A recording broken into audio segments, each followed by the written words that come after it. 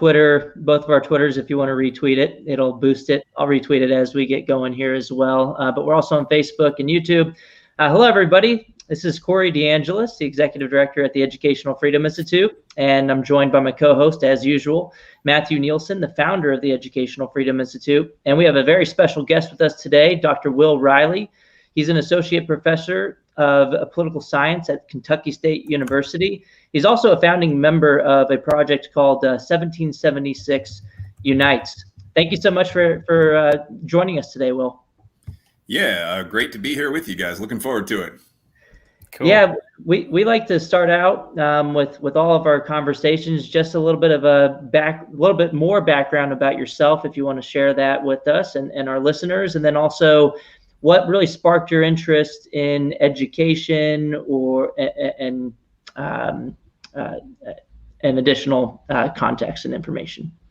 Sure. So my background, I've had a pretty interesting life, but my background's pretty mundane. I'm a Midwest guy. I was born in Chicago. I was born on the South Side in a traditionally Black and Irish American neighborhood of the city. Originally, that was the Bridgeport region of the city. Ended up moving to the North Side. All this matters very much to Chicagoans, as your borough does to New Yorkers. But I ended up moving to Wicker Park pre-gentrification, and then for athletic and academic reasons to Aurora, which is the second largest city in Illinois. And pretty much stayed in state for education. I went to Southern Illinois University for undergrad. I got a law degree from the University of Illinois. I went back to Southern Illinois to get a PhD. And along the way, did a range of fairly interesting things. I don't really like the taste of ramen, so I tried to make money while I was in graduate school pretty successfully.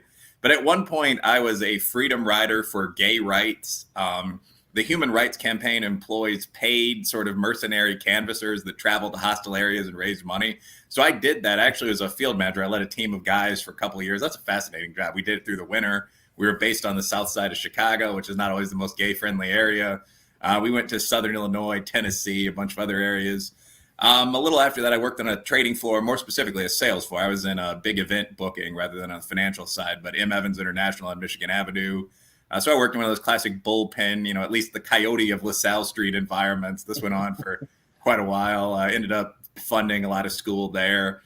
So I've done a range of different things, but I am currently a professor of political science. I also teach a lot of our interesting espionage and counter intel classes at Kentucky State University over here in Frankfort, Kentucky. So that's my background. That's who I am right now. I'm also the author of the books Hate Crime, Hoax, and Taboo. I always want to scream something like Jeffrey Epstein didn't kill himself or otherwise make this more interesting. But that's my background. I'm an American academic, the author of a couple books, former businessman. Awesome.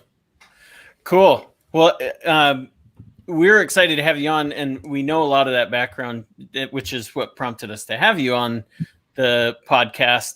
But we appreciate you coming on and telling us a little about yourself. So the next question that we had for you, that we kind of prearranged, we like to give it a little bit of an outline, but not too much, because we want to keep it conversational. But I'm curious because I saw I don't know if it was a full-on tweet thread that you did one time, Will, or if it was just a single tweet, but you talked about charter schools. Yeah. And here at EFI, the Educational Freedom Institute, of course, we're all about school choice and letting people make those decisions themselves.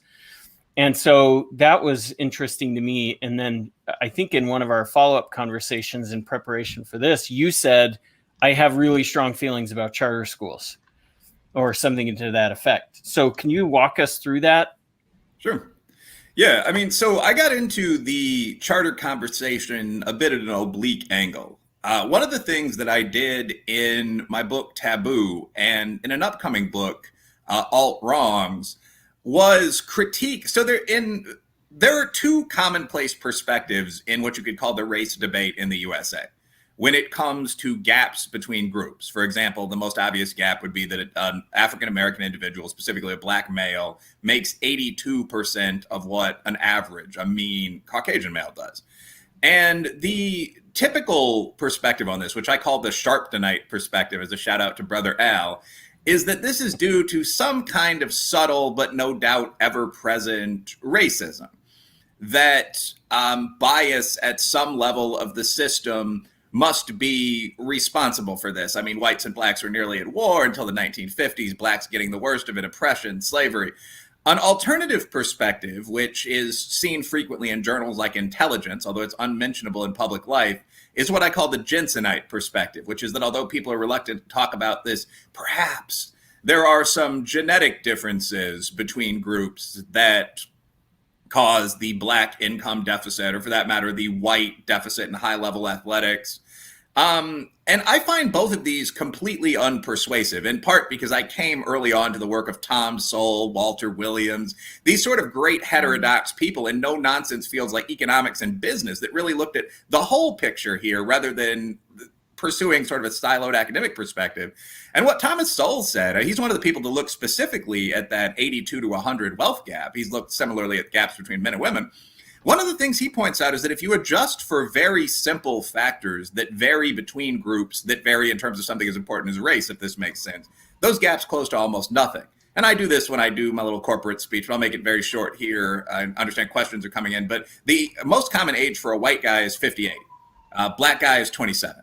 You can find that just by Googling Pew median age by race. It's not contested data.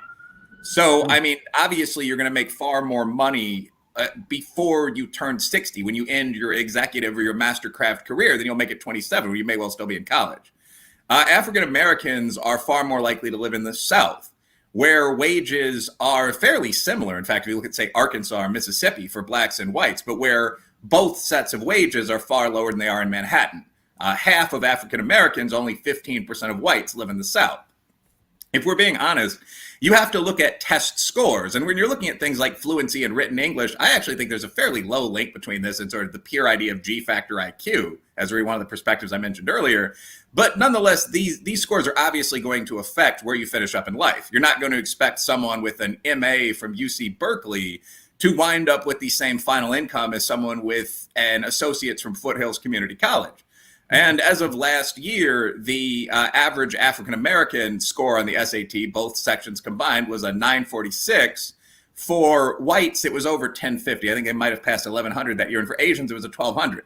So obviously, there are going to be dramatic differences between those three groups. But again, just adjusting for age and region takes out a lot of the gap here.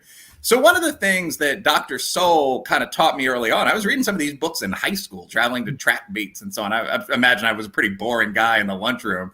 But I mean, one of the things that I came early on to was an understanding that the perspectives in academia reflect two academic silos, but there's a lot more going on here. There's no reason to expect a 20-year-old in the South to make as much as a 50-year-old in the North. What's actually happening?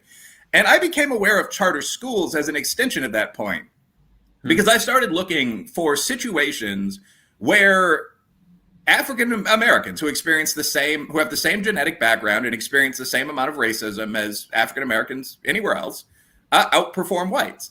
And it turns out there are actually a surprising number of these examples. Second generation Nigerians, who basically just look like Black Americans, are one of the most successful groups in the country. Again, there's no difference in the level of racism you experience as a Nigerian or a West Indian guy and the level of racism you experience as an African American guy. I find the genetic perspective less convincing, but again, there are very few genetic differences between a West African and an African American or a West Indian. So why do we find these massive differences between these groups? And again, that gets back to the multivariate sort of real statistical analysis that you may not see a lot of in, for example, modern left-leaning sociology. But charter schools were a part of that. Getting to the point, in the most recent Sowell book, Charter Schools and Their Enemies, he makes the obvious point that kids who are selected for good charter schools, KIPP, Success Academy, so on, if you look at something like the NAEP scores, finish hundreds of points ahead of what are basically identical kids. These are kids from equally motivated families. This is a great natural experiment here that enter the charter lottery that just aren't picked by the charter school. So the only variable that's different, if you're looking at a 212-point gap or whatever, is charter school admission. And this is very, very common across a range of data, to the point that it's almost misrepresented. I was in a debate once, I don't know if there's a video of this, but with someone representing one of the educators associations, unions. And her comment was, well, charter school kids do at most 3 or 4 points better than non-charter school kids. Aren't you exaggerating this, Reilly? And I thought about it for a minute and was able to respond. But the response to that is that the public school student population is very heavily, even today, white and Asian heavily middle class. The charter school student population is 90%, or whatever the case might be, state by state, Black and Latino, working class. So it's completely meaningless to say the Black poor kids only beat the white kids by 10 points. I mean, that solves the problem that we're dealing with in education. So the question then becomes, okay, we understand charters are doing quite well. You can read Soul on this. I mean, Amy Chua, John Ogbu. There are a bunch of people that have made this point. No, the next question is why? And that's one of the things I got interested in looking at and examining. That's interesting. So I, on December 8th, I had listened to Shelby Steele say this. He said, I think charter schools are the greatest institution in Black American life today. That, I think, was part of a conversation he was having with John McWhorter and Glenn Lowry and Eli, his son, Eli Steele. They were talking about a documentary they had made, but that was an interesting comment coming out of him. And it sounds like you're at least part of the way with him, maybe not the greatest institution in Black American life. You haven't said that necessarily, but Shelby Steele said it. So what's your take on that? Yeah, well, I think that charter schools are part of probably the most important conversation that's going on in Black America right now. So the conversation in Black America, to a certain extent, and interestingly, one of the things I get criticized for by my Black brothers, I mean, I'm a proudly African-American guy, I teach at a Black college, have a very integrated social life, many Blacks, many whites, Northerners, Southerners, conservatives, liberals. But one of the things I get criticized by, specifically by Black people, is not discussing these ideas, but sort of discussing them with white people.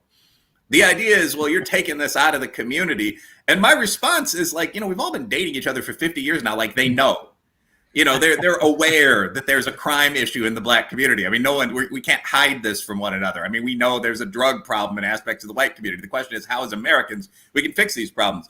But at any rate, one of the conversations that's going on in the Black community right now is a discussion of why these gaps exist. And I've already presented basically the three theories, of which mine is correct. But what to do about these gaps? I noticed that you guys caught that there. But okay, but what to do about these gaps? So I think here, this is a better and more interesting conversation, really, even than the first, because to some extent, it doesn't matter why the gaps exist. After 50 years of affirmative action programs, in my perspective, almost from an honorable level, we can't sort of tax our friendly rivals forever and say we expect enough money to remedy something like an educational gap for all time. I mean, you can't have India tried with the reservation system. They're now having, if you will, some reservations about it. But you can't really have affirmative action for 120 years, I don't think. I don't think that would be a functional system.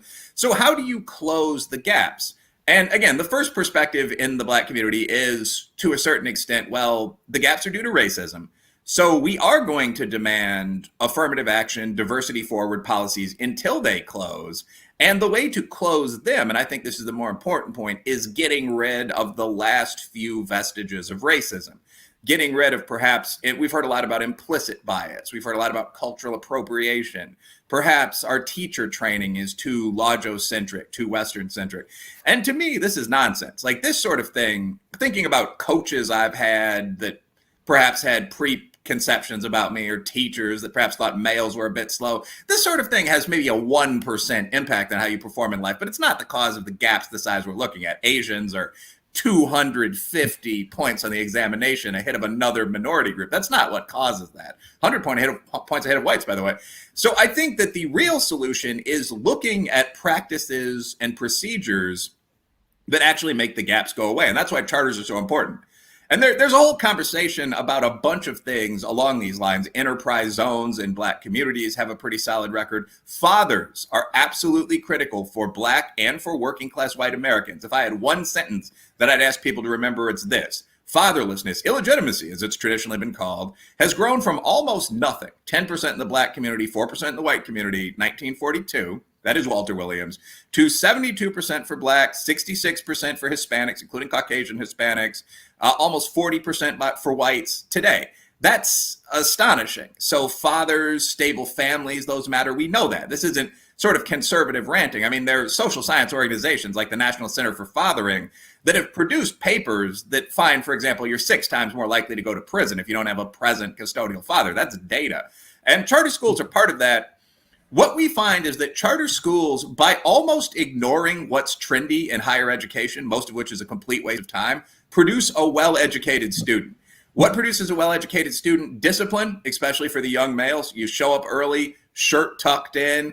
You maybe have that jersey for practice later in your bag as well, neatly folded. You sit down, you open your book. That's a key point, but also long hours. Also smart teachers. It's become almost taboo to discuss, as I did to open this conversation, basic things like IQ.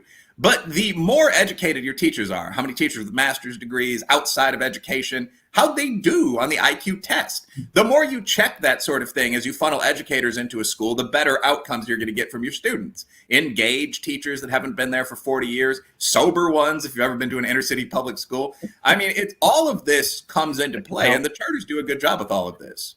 And I think that's why they succeed. Yeah, so something that the other side will bring up is they'll say, you know what, Will, you're right that the charter schools are doing a lot better on academic results, but charter schools are just a new form of segregation. What is your response to that line of reasoning? Well, I think that's absolutely nonsensical. I mean, if the claim is that the segregation is enforced by upper middle class Black people, it includes Blacks, Hispanics, and working class whites, and it produces successful people that go out into the integrated world, I don't see that that's a problem at all. I mean, that's like describing all boys' schools as segregated nightmares, although I imagine many of the same people would do this. I actually think that there's a solid case. Now, this is one of these, I trust you guys implicitly, but I'm going to note some caveats here because you don't want to ever see anything cut out of place down the road. But I mean, I think that there's a solid case for same-sex and even perhaps by extension, early on, same-race education in that there are gaps between groups. They're no longer extraordinarily large, but they exist. I mean, there's a reading gap of more than a year between Black and white kids. If you take children, and let's go with men and women, because for whatever reason, this is less controversial. Very few women, about 15%, are competitive with the top half or more of male athletes. We find over and over and over again that the best female athletes come from girls' Catholic academies with names like Rosary, if you adjust for size of the school, size of the institution. Why is that? I think that an obvious conclusion would be because to be a jock there, you have to be female. There aren't guys swaggering around the halls or, teasing you outside your locker room and filling up their own more noisily. It's a girls' school. The elite athletes representing that school will be female. Similarly, if you are interested in getting kids a foundation educationally very early on, if you're taking, say, Appalachian Caucasian kids or Black kids, the best thing to do might not be to throw them into a 4,000 person school full of people at all economic levels and all levels of training, because it's very likely those kids are not going to finish near the top. Whereas in a charter academy that was 90% members of one or both of those two populations, to be a nerd, frankly, you would have to be a working class, often minority kid, because those would be the only people in the institution. So obviously no one's advocating for segregation or anything like that. But when you say these charters often in practice, if they're targeting high potential but low performing students in cities, they're 90% Black, I don't see that as a problem at all. And I think there's a big difference between segregation through force via the government that we experienced in this country a long time ago, and then voluntary stratification of people selecting a particular type of school that works for them. That's completely different. And I don't like how people against choice will try to paint voluntary selections as segregation when instead we should call it something like stratification. Maybe that's not the best word, but I think it's better than associating it with this idea of government force. Mm-hmm. I think school choice is a good description. I mean, so one of the things that was I think would have been sorely unexpected to Martin Luther King and John F. Kennedy, who were not the most politically correct men. If you look at their jokes or their dinner speeches or allegedly their dating histories and so on. One of the things that would have truly surprised both of those landmark pioneers is the extent to which the revolutionary causes of the 1960s have become sort of ossified, almost doctrine that can't be challenged. So, for example, of course, voluntary integration is good. But in reality, people frequently engage in middle-class voluntary segregation in their lives. And I don't see that there's a particularly large problem with this. I'd be interested whether you gentlemen do. But I mean, I teach at a historically black college and live in South Frankfurt is probably a 50+% middle-class minority neighborhood. Obviously, I mean, I'm not a bigot in any sense of that word. I have no problem with my white neighbors. I mean, I'll tease each other about sports and so on. But I mean, I definitely don't think that's a negative. I think it's probably a plus. I mean, if I was looking for an area to live in, high diversity, a lot of middle-class black families. I mean, so that sort of thing, critiquing that for all whites and most minorities as somehow unethical, I think is simply bizarre. And that gets into the dishonesty in a lot of these conversations. Well, yeah, we like to frequently point out inconsistencies from the other side. And that's one of them, where a lot of the people who support the ability to attend a historically black college do not support these voluntary types of selections when it comes to K through 12 education, when it comes to charter schools. Yeah. Yep. And when you ask them, you know, why is there this disconnect, they usually can't respond. So, I mean, a lot of the other side. What are your thoughts on policies like? I think it was in Connecticut, Matthew, where they had weighted lotteries. Yeah, Connecticut. Or certain percentages of students that had to come from different backgrounds in the magnet schools. For example, I think the rule, this explicit rule, was 25% of your population had to be white or Asian. Mm-hmm. Yeah. So if you got up to the point where more than 75% of other groups wanted to get into the school, on paper they weren't supposed to let them in. Well, and they were bumping up against it. That's what kind of brought that to light, was they had a lot more that wanted to get in than the 75%, and they didn't have the 25% that wanted to go. And so that's why it became an issue. It became newsworthy, right? So yeah, what are your thoughts on policies like that? I think personally this gets a little bit silly. I mean, first of all, I will say we're not insulated from this even in the historically black college space. Historically black colleges have in the past been accused of running affirmative action programs for whites, essentially, because many of us are located in the South, where there are a large number of lower income Caucasian Americans. We tend to have campuses, if you look at Howard, Morehouse, even Kentucky State, where many of the students are from upper income backgrounds. And some HBCUs, not us legally, I'll note, great legal team there, but have been accused of discriminating against basically poor whites in the area when you look at people applying. So there have been programs set up that require some of the black colleges to have a certain number of in-area white people. To me, when you get this sort of thing to the point where you're requiring a good black school to admit 30% whites or whatever, you're just engaging in nonsense. I tend to have a somewhat glib or humorous view of things in business and academia, but it's hard not to see why that's a little bit funny. I think for me, the hardline rule on this is you can't be an active bigot, i.e., obviously, I think we all support laws against de jure legal segregation. That goes without saying.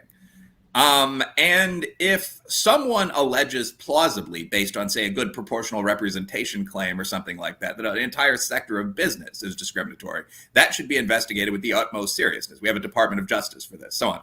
I think that if you're looking at a magnet school in a mostly minority city where minority students are, if you look at some of the northern cities, actually by this point performing pretty well, that has a wait list for minority students, it's absurd to keep those minority students in an inferior local school because the argument is that the school needs to be X% white. I would do virtually none of this. I mean, I actually had a conversation about this once where I was asked, much like the example earlier, well, what would you do? And I said, well, probably if I ran a college, I would admit the best students as measured by test score, GPA, and perhaps a slight weighting for varsity athletics or the equivalent music. That was it. It was one paragraph long.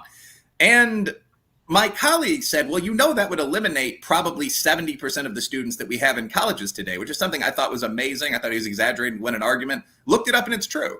If you add up legacy benefits at the great Southern universities, which primarily advantage whites, by the way, athletic scholarships, that's often 10 to 15% of a campus population, massive affirmative action, in-state preferences. By the time you get through all of that, the number of students admitted on merit is strikingly low at many top institutions.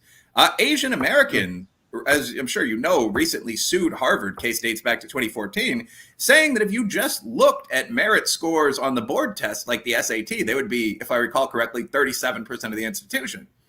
And they were very consistently every year, like there was someone in an office setting this bar. They were very consistently 15 to 20% of the student population. So I can't help finding that ridiculous. Again, there are ways to pursue diversity. What majors do you offer? A good Black studies program, I have no problem with that on a campus.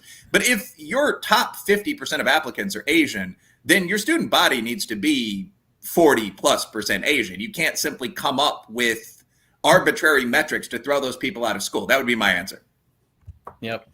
I think that's reasonable. We want to throw some of these. You can tell we've already thrown a couple devil's advocate questions to you. We're all on the same team, but we like hearing people's perspectives on this. What do you have another one, Corey? What's another one?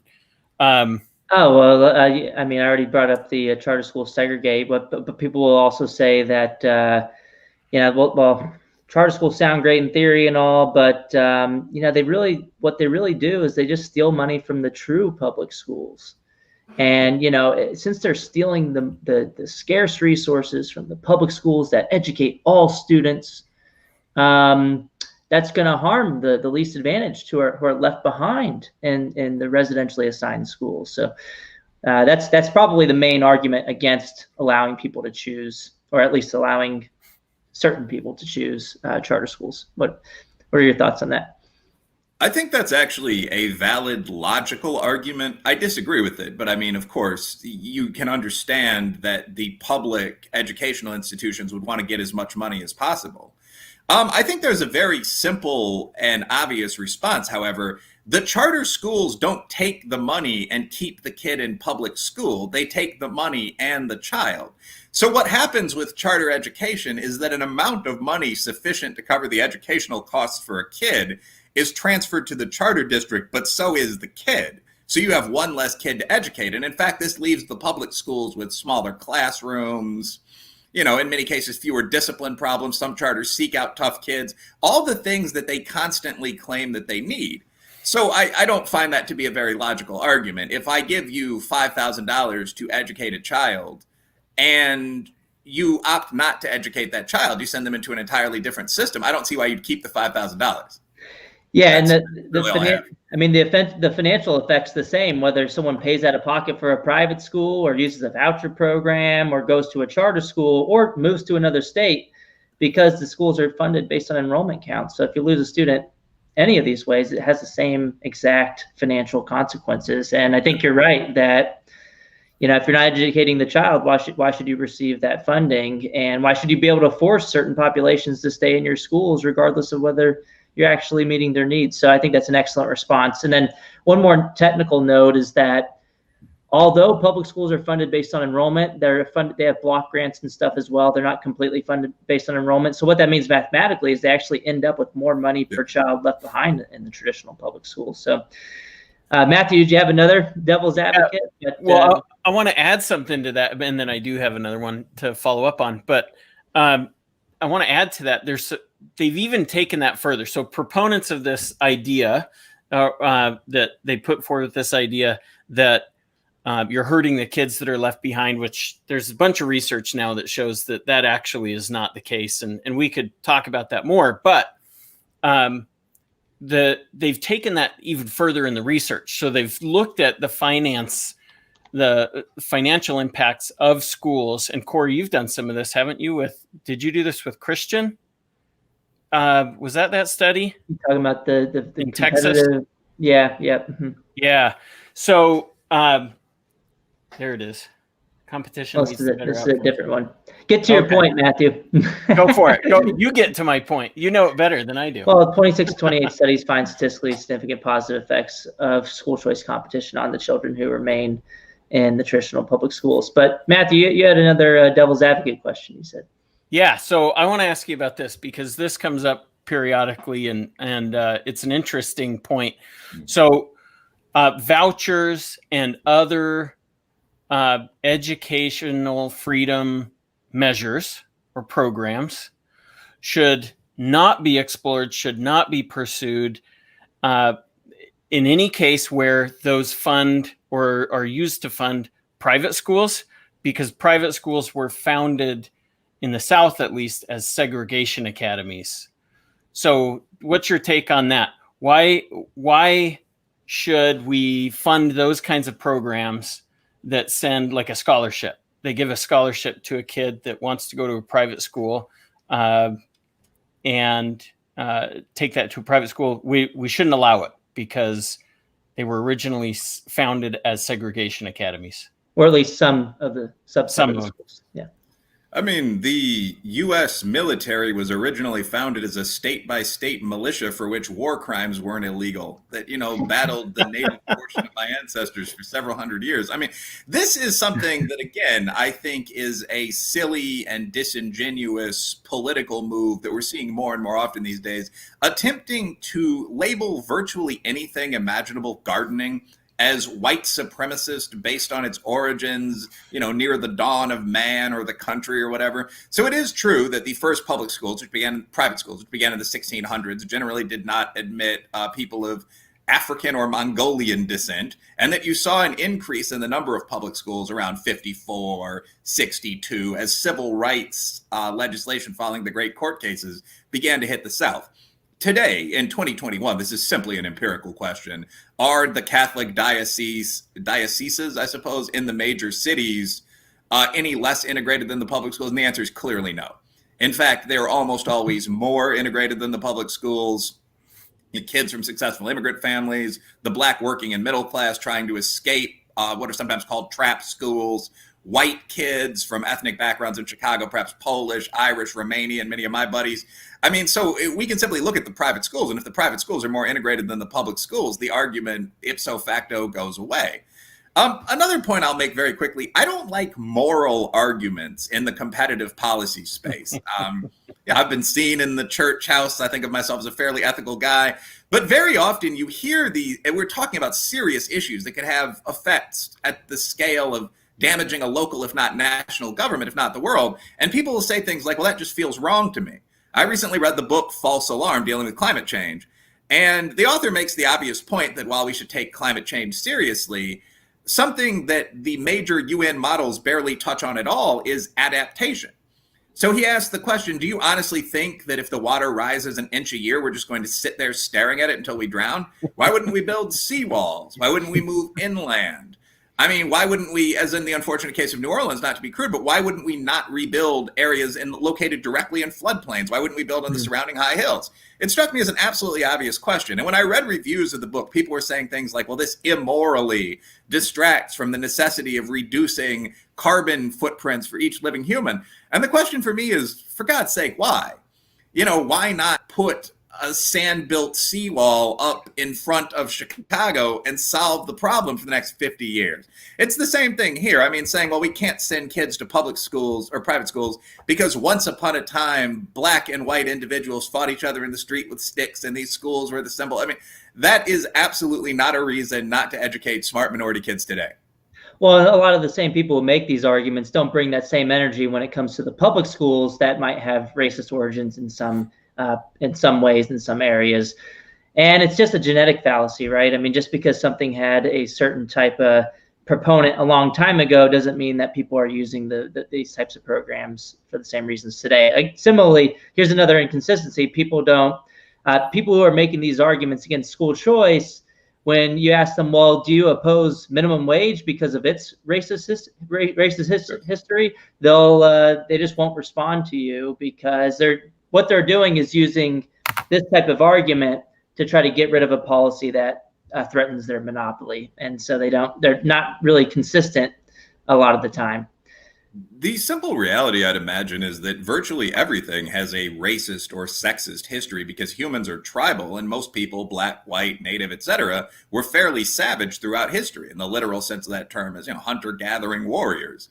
I go to the dojo occasionally, not very often, not claiming anything dramatic, but once I was sparring with a weapon called a naginata, and the sensei, who was of Japanese extraction, said, jokingly, of course, but, this weapon we use to push you Western dogs back into the sea. Your guns had some range, but these 15-foot spears helped our side. And people were teasing and chaffering each other. There were Western and Asian weapons. But I mean, I think that the idea that I wouldn't ever spar with that thing again because its distant ancestor could have, killed someone from my civilization is absolutely absurd. And this is the same thing when it comes to paying wages for jobs. Tipping, I'm sure, has a racist history. You could decide how much you wanted to give, an Englishman versus an Irishman or a Negro. But that doesn't mean that when you go to the restaurant today, you can tip $0.00 and tell your waitress, I did it for you. You're going to have an interesting experience the next time you return. So this is silly. Yep. Interesting. So what do you have more, or do you want to go on to something? I wanted to move on to the 1776 Unites. I want Will to give us a little bit of a background on that, especially for our listeners, since we mostly talk about school choice all the time. We don't talk much about curriculum in the public schools.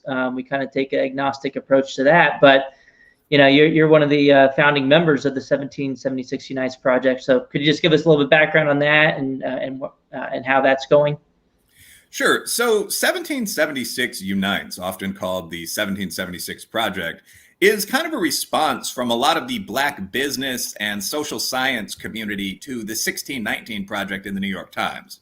So the 1619 Project, Nicole Hannah-Jones, who I've bantered with online, don't dislike, but an activist, fairly far left person, to put it mildly, and a team of left-leaning sociologists, social scientists, a few historians that she put together, produced a famous issue of the New York Times Magazine arguing, literally, quote unquote, that virtually everything unique about America evolved out of slavery. And this, to me, the sentence struck me as a sentence that's facially nonsensical. I mean, Irish immigration did not evolve out of slavery. That's something that's had as much impact on the USA as Black immigration. There are Irish bars today in allied nations of ours like India. I don't think you can minimize that. Basketball did not evolve out of slavery. In fact, it was invented by a white guy in Kansas. I was once shocked to learn. Tex-Mex cuisine, the integrated military, none of these things evolved out of our history of racial conflict. So I approached this willing to listen, but with some significant doubts. And those were pretty much confirmed. I mean, at one point, NHJ, quote unquote, herself argues that the primary cause of the Revolutionary War, again, a quote, was the desire of the founding fathers to preserve unfreedom. So this struck me as one of these sort of almost communist spins that you often see in academia. The most wonderful things about us were, in fact, the most evil. And again, I will note for anyone listening who might have some guilty left tendencies, that is a factually nonsensical statement. Britain at the time was considering the abolition of slavery. However, we were oppressed subjects at the time. Americans were not considered British citizens. Slavery wasn't abolished in the overseas colonies until, I believe, 1833. So, I mean, 50, 60 years after the declaration and the war. This was not an issue on the table. But at any rate, as 1619 began to be discussed more and more, and as you saw CNN and MSNBC and so on putting together panels of sort of respectable Black voices, bookstores forwarding things like Ibram Kendi's How to Be an Anti-Racist, Robin DeAngelo's White Fragility, and of course, no objection to this, but which is written by someone of Caucasian descent. A lot of people that I was active with said, this is getting silly. I mean, people are going to think that this is the Black perspective on all of this. They're going to design an educational curriculum. Bob Woodson predicted that very early on. So a couple people, specifically Bob Woodson, Robert Woodson from the Woodson Center is the guy that started putting the whole thing together, but got on the phones and rounded up a group of people, most of whom were affiliated with the college or think tank. But I mean, myself, Glenn Lowry, John McWhorter, Shelby Steele, Clarence Page, Coleman Hughes, Jason Hill, Carol Swain. I mean, it's a pretty impressive lineup. And started talking about what we could do to actually, when I said there are two approaches to how to solve these problems in the Black community, what we could actually do to promote the sort of effective cross-racial solutions to these issues for, in fact, poor Americans of all races. So that became 1776 Unites. You can just see the whole platform at 1776unites.com.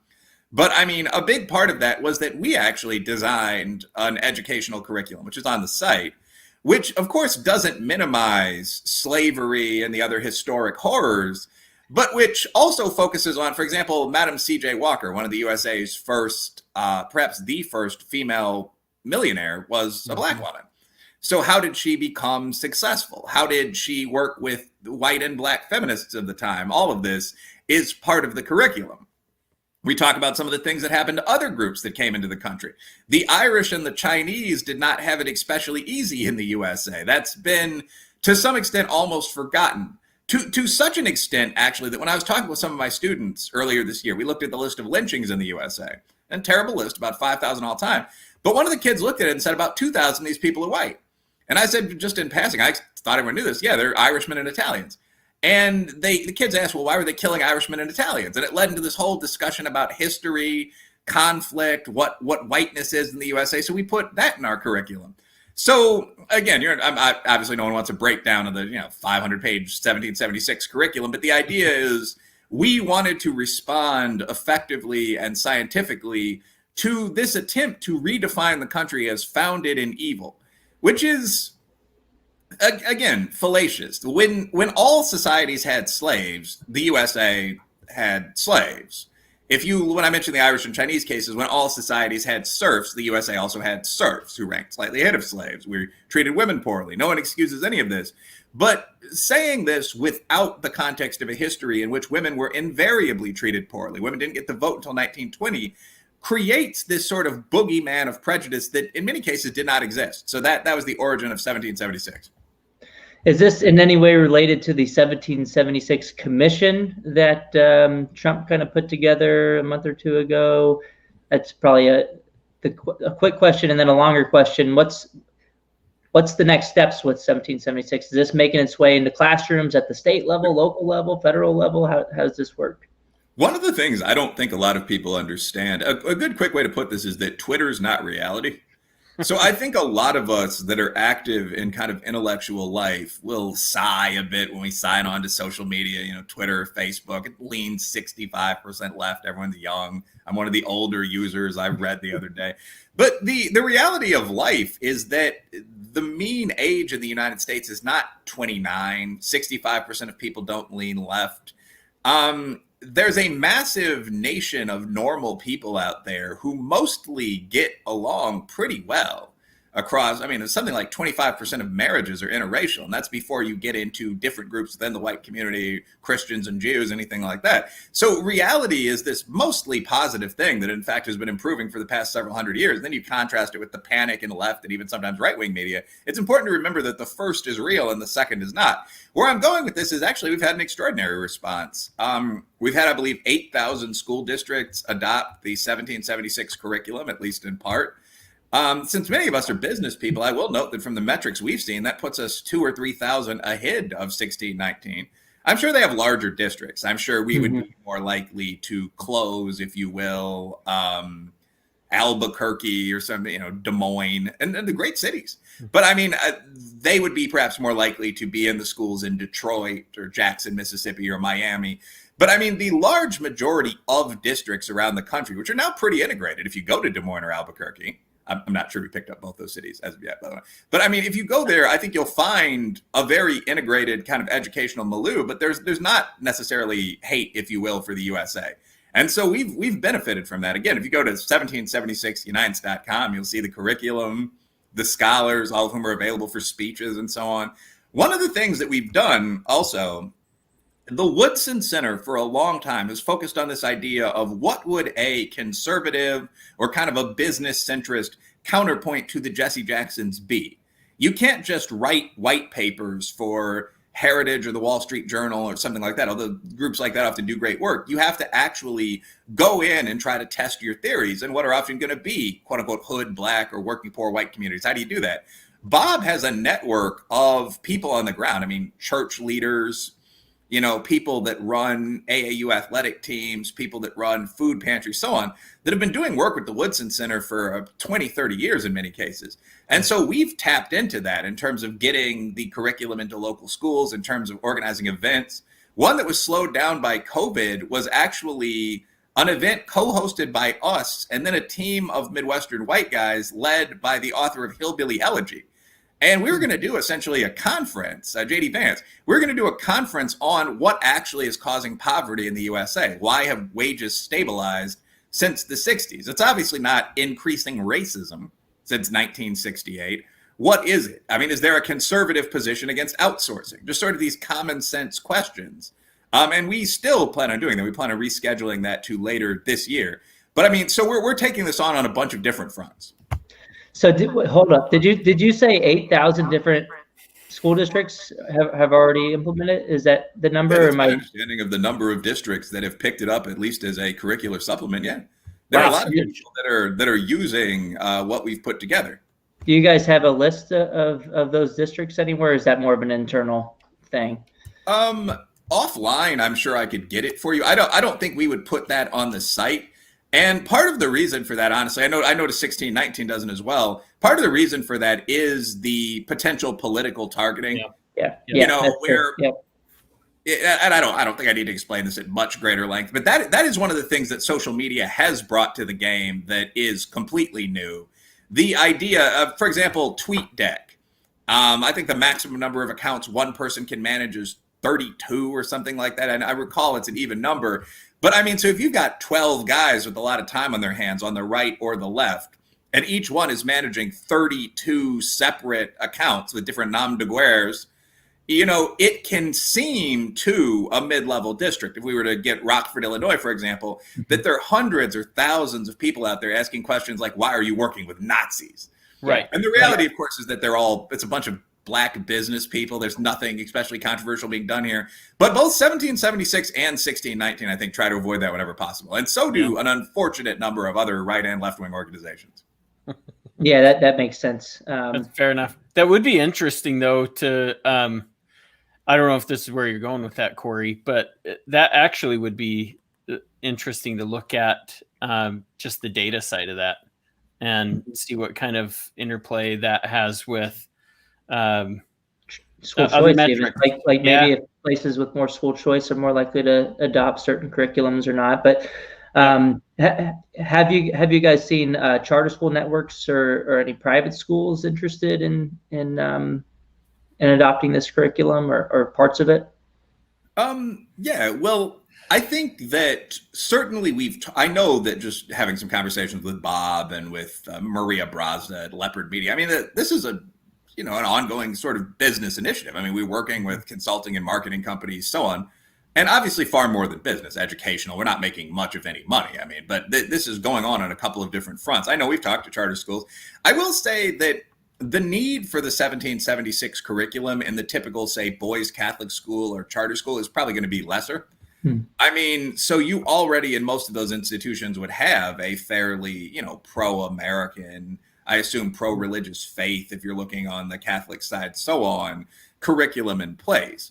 Whereas to some extent in a public school, if you are assigned the history or civics textbook for the state of Texas, you're probably going to find that there are a lot of compromises that have been made there. I mean, you might find that something as important as evolution has been removed from the science section to placate, this demographic block. But then, for example, I recently taught intro American politics, and I found out the Holocaust wasn't in my textbook. And, going on some of the teacher blogs and conversations, you see reasons given for that. We thought it was more important to focus on Black American history. Everybody already knows about that, and so on down the line. So if you're teaching from a text that has these kind of limits, that's when you might want a 30-page flyleaf from 1776. So the Catholic schools more than welcome. The charter schools more than welcome. I mean, my contact and Bob's are on the website. But I do think a lot of them already have, kind of an extreme confidence in what they're doing. So what do you think is a solution for the big districts that choose not to go with 1776 and instead adopt, 1619 into their curriculum? One, is that a problem to you? And then, two, what can families in those areas do, or what do you think is another solution? Or I guess it might not be hard. It's a hard question, I know, but. No, I think there's some responses there. So first of all, yeah, I obviously do think it is a problem, and I think it's a problem in context. So, for example, I'm talking honestly about some of these conversations I have in day-to-day life as a guy that is pretty wired in. And I was talking recently with the sociologist Rod Graham, who's a great guy, but who I disagree with on virtually everything, on Twitter. And Rod said, well, you're a pretty open free speech advocate. Would you actually ban critical theory as President Trump did? And what I said was, it depends what you mean. I would ban the teaching of critical theories in the absence of what they were supposed to criticize if I were in something like a school district superintendent's position. So critical theory developed in the 1960s as a response to sort of these high IQ but jingoistic theories with names like manifest destiny that were explicitly taught in history and social science. So what critical theory originally said was our opponents are making some good points, but here's how natives were treated, women were treated, so on. If you teach both of those, I don't have a problem. I think that teaching only criticisms from a negative perspective of your own society is idiotic. So in a lot of larger districts, I mean, you are teaching at a very low level. The charter schools, as we've noted, push students up hundreds of NAEP or SAT points. So you're not teaching an especially intensive curriculum. And I think there's a lot of quote unquote soft bigotry of low expectations there. You're teaching that almost certainly from the left. If you look at the voting and policy preferences of 70, 80% of the members of the two major teachers unions. And now you're adding in a multiple 100-page curriculum that asks questions like, what is America's memory and how can we change it? So of course, to some extent, that is a negative. That's a significant problem. One thing I will say, when we look at IQ and so on, I don't understand why wokeness itself isn't more often looked at as a variable by scholars that have sort of a non-genetic explanation for these sort of urban versus rural gaps and so on. Like if you teach people complete nonsense for 8 years, they're going to do more poorly if you put them in front of the SAT or the GRE. And again, as I said, I'm completely culturalist about this. I mean, the Flynn effect research, for example, shows that the IQ of most major nation states grew about 18 points during the past 70, 80 years. So if you gave a modern IQ test, which is normed as 100, to one of our, heroic legend fathers and grandfathers, people that fought World War II, they would score about an 86 on average, looking at the difficulty of the questions. So I'm not going to keep rambling on about IQ, but there's clearly a massive cultural component here. Average IQ for Irishmen per Tom Sowell grew from 77, I believe, around the time of World War I to 102 today, before you adjust for the change in the tests.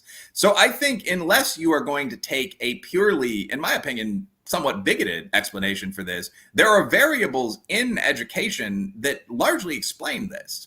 And the Afrocentrist curriculums, for example, the new math, which is really very old math and sort of that Sumerian sense of like, what's the closest number with a 10 in it, count on your fingers. I mean, all of this sort of stuff has to have an impact on test score potential. The most serious recent research I ever read on this, Dickens and Flynn 2006, was a paper where two psychologists who were center left, but legitimate, excellent quantitative stats guys, came up with profoundly positive findings. They actually looked at the 9 major IQ tests that were administered to people around age 17 in the USA, and they mentioned that IQ had increased. Apparently, young men usually do a bit worse, but the white figure, I believe, had gone up to 99 at this early point. The black figure had gone up to 92 or 93. Again, I think the gap there is a cultural thing, but Americans were doing well. And when I followed up on this research, I actually asked one of the guys whether those gaps had continued to close and whether the IQs had continued to increase. And the short answer is no.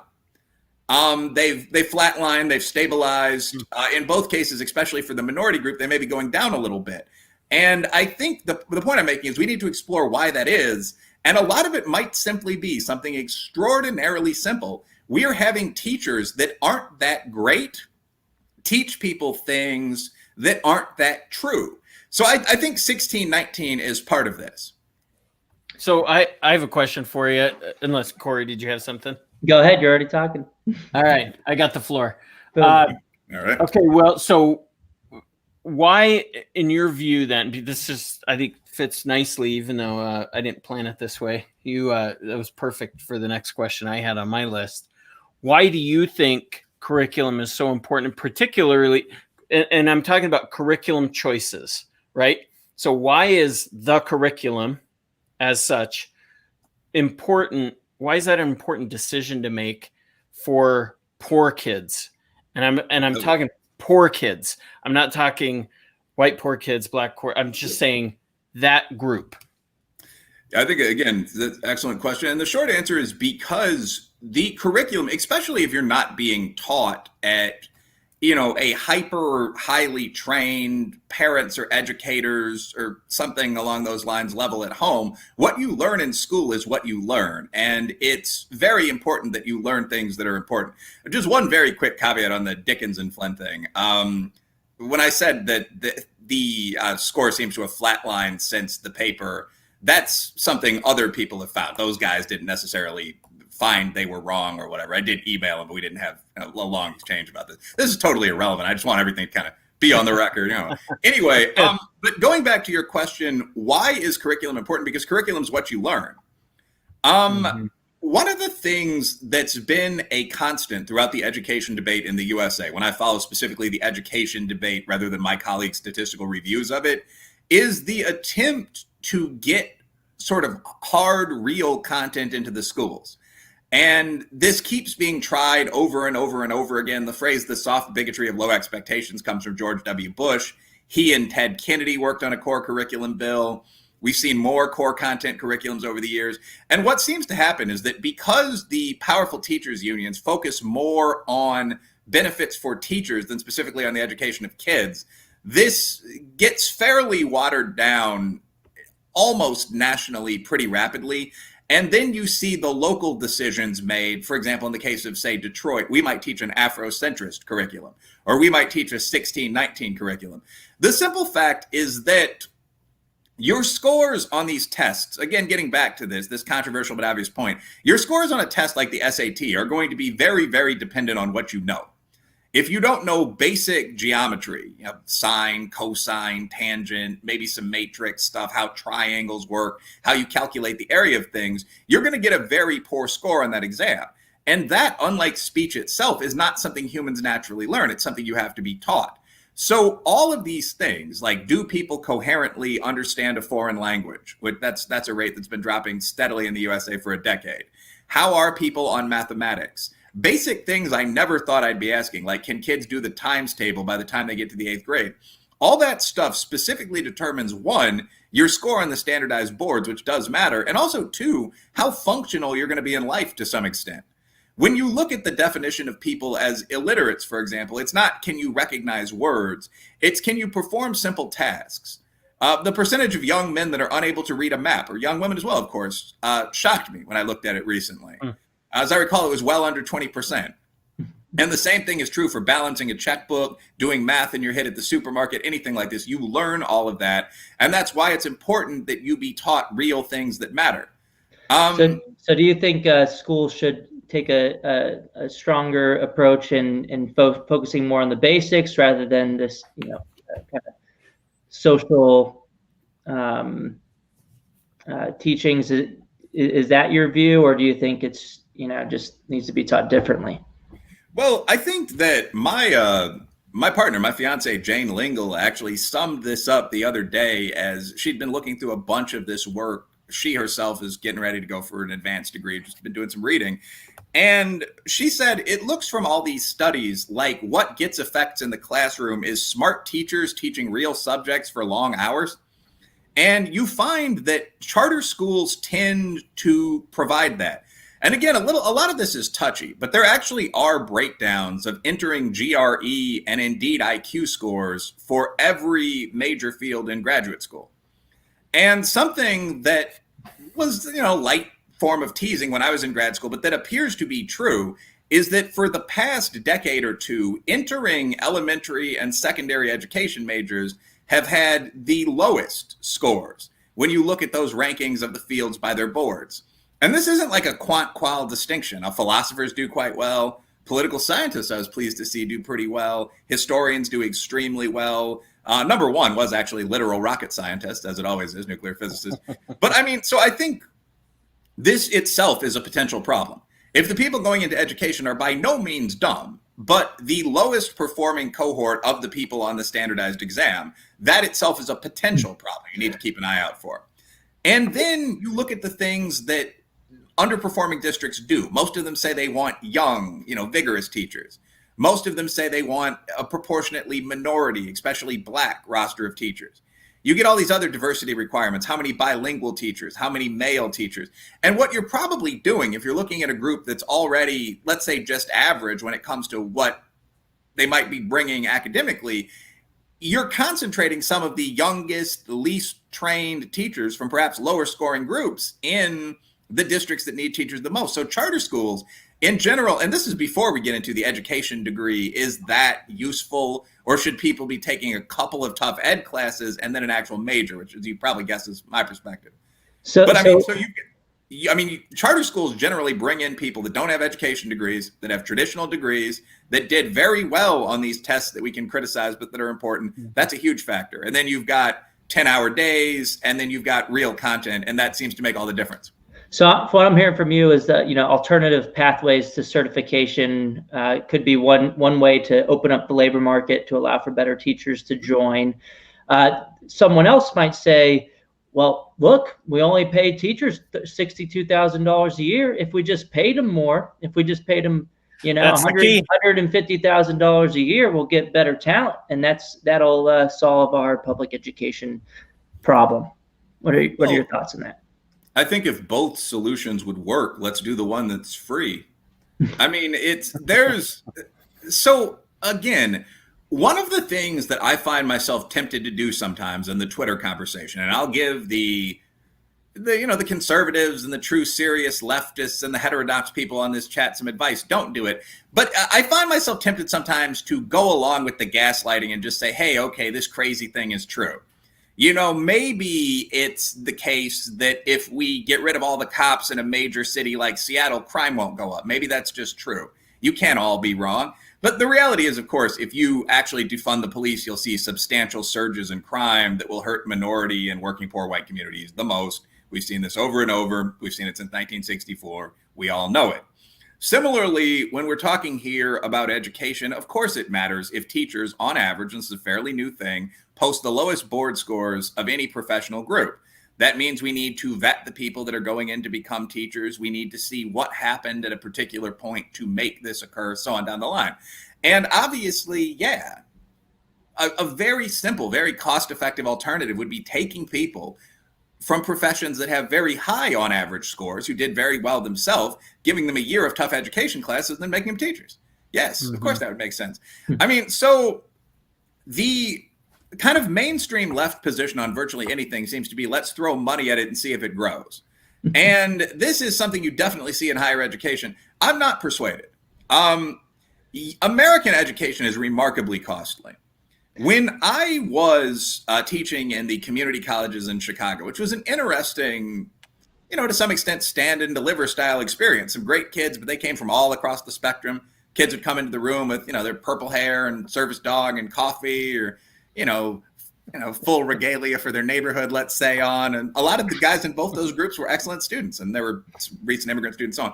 But when I was in that situation, I happened to look at what the Chicago public secondary schools spent to educate the kids we were getting at the next level. And someone in the chat might correct me, but it's something like $15,000 a kid.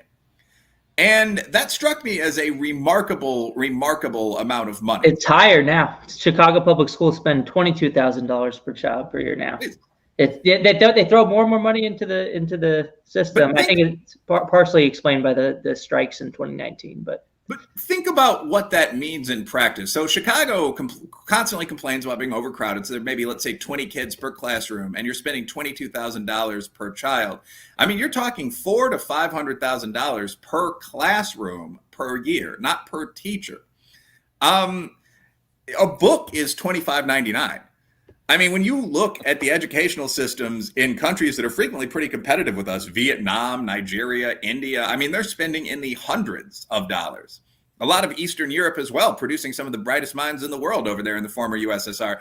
So I don't really think that saying, well, we're only spending $22,000 per kid and we're only spending $70,000 per teacher to start with in a city, that's not enough. We need to increase this is a logical way to go.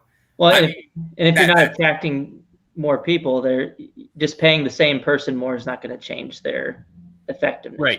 Right.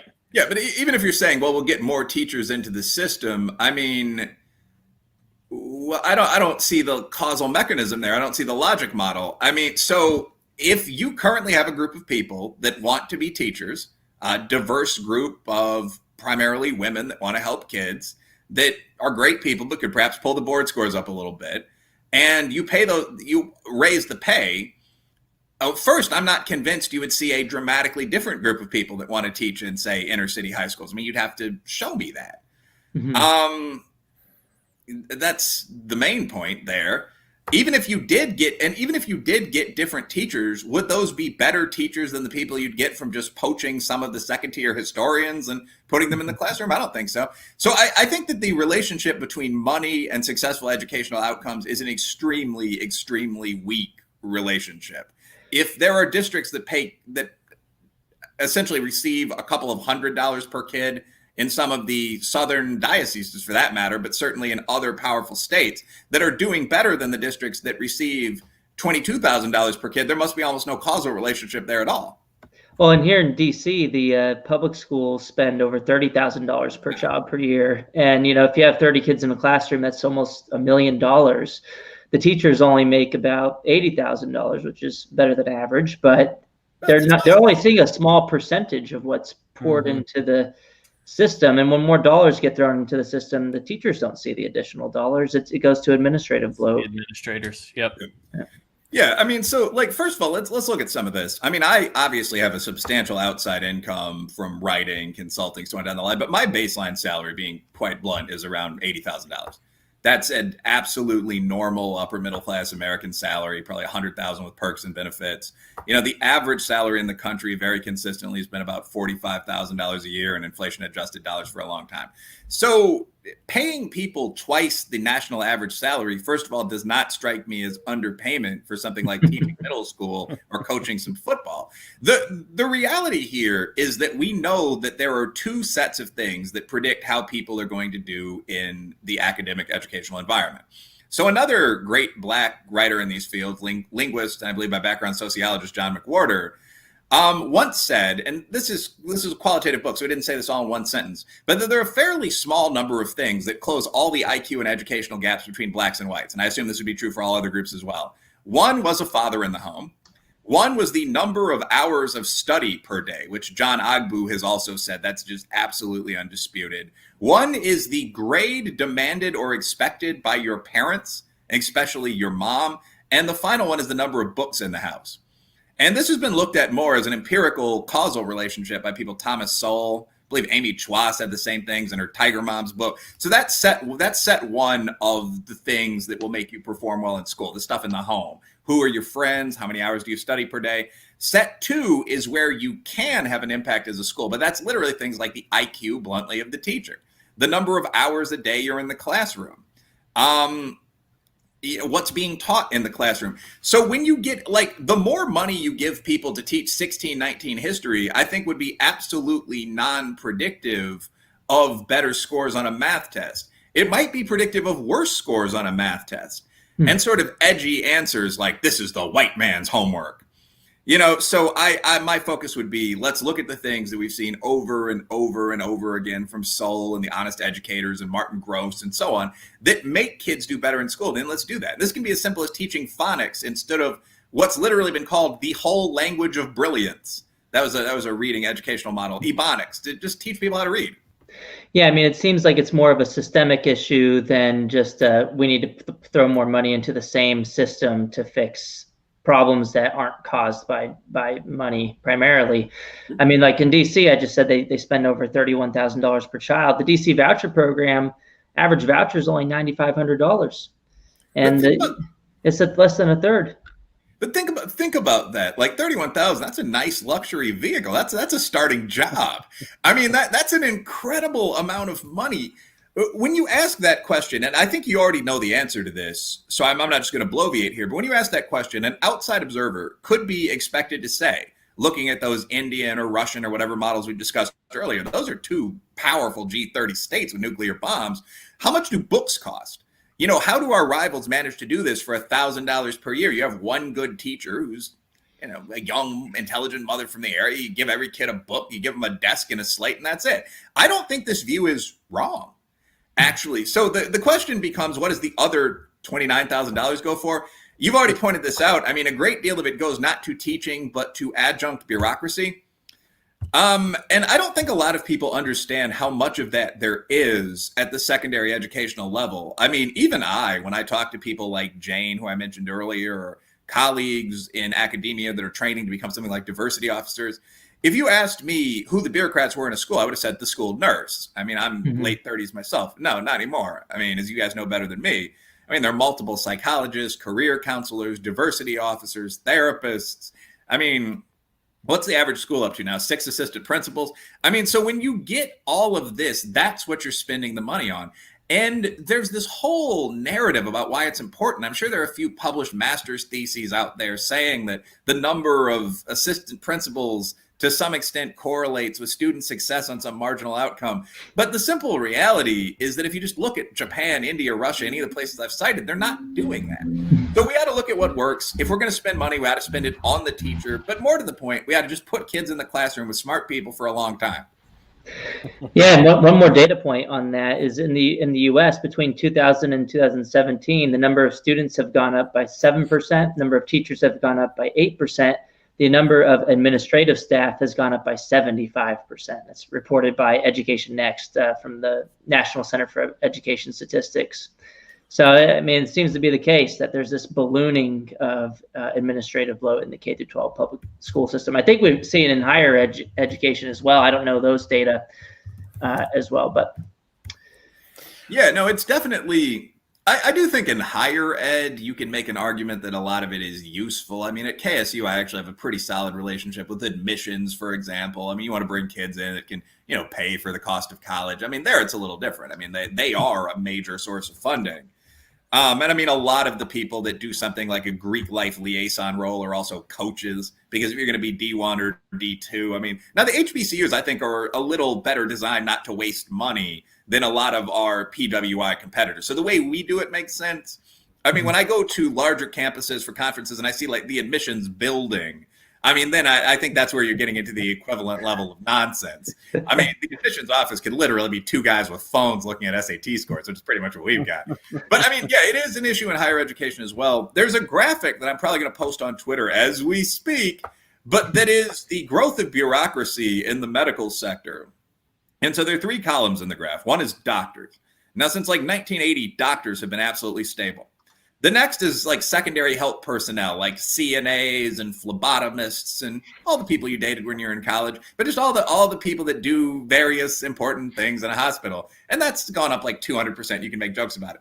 Then the third graph is just all the people that don't do anything related to patients, like lawyers. Most hospitals now have an in-house legal team, people handling paperwork, people handling outside bureaucracy. And that's gone up 7,500%, I believe. So when you pay for your $8 aspirin, if you go to Copley or Swedish General or whatever, you're not paying for a better quality of doctor than they had during the Vietnam War and our trip to the moon. You're paying for much greater access to legal staff, perhaps therapeutic staff, new wacky drugs you're going to be on for the next couple of years, every CNA in the building, so on down the line. So in general, I oppose this growth of bureaucracy. In business, we downsized in the 90s. It looks like government or the public sector needs to do so now. Is that the AEI chart, the American Enterprise Institute chart, where they show how like we've seen all this growth in administrators in higher education and healthcare, but not in other industries? Well, it's the sort of semi-socialized industries. Let's take a look. I just have this saved as bureaucracy. I'm sure a bunch of different outlets have a similar graph, but I'm familiar with the AEI chart. No, well, maybe actually. I'm pulling it up right now. Did you shoot it out to Twitter yet? No. Okay, so yeah, this is just the 2-bar one, physicians and administrators. Yeah, administrators 3,000%. And this is from the Bureau of Labor Statistics, actually.